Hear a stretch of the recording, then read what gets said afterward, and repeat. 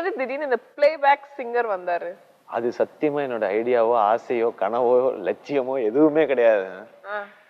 First பாட்டு யாரை பாட வைக்கலாம் அப்படின்னு எல்லாரும் உட்காந்து பேசி நாங்க இல்லவும் இல்லை. Imman sir music director Imman இருந்தாரு, டைரக்டர் பொன்ராம் சார் இருந்தாரு.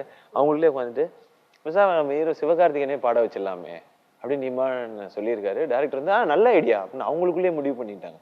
அப்புறம் எனக்கு ஃபோன் பண்ணி இந்த மாதிரி நீங்க வந்துருங்க, நம்ம பாட்டு ஒண்ணு பாடணும். அவன் யாருன்னு பண்ணும், நான் நீங்க தான் பாட போறீங்க விளையாடாதீங்க. இல்ல இல்ல பாடலாம், நீங்க ஊர்ல இருந்து வந்தவொன்னு சொல்லுங்கன்னா ஓகே ஊர்ல இருந்து வந்தவொடனே யாரு கேட்க போறா அப்படின்ட்டு நான் விட்டுட்டேன். நான் 1 வீக் வரவே இல்லை ஊர்ல இருந்து, ஷூட்டுக்கு போயிருந்தேன் நான். அப்புறம் வந்த பிறகு பாட வச்சு ஒரு 4 hours பாடினேன் நானு. எங்களுக்காக ஒரு 2 லைன்.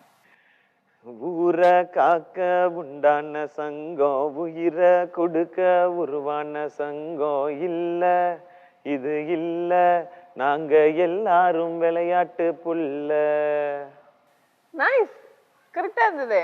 அது திருப்பி திருப்பி பாடி பாடி கரெக்டா இருந்தவன். கரெக்டா இருந்தது.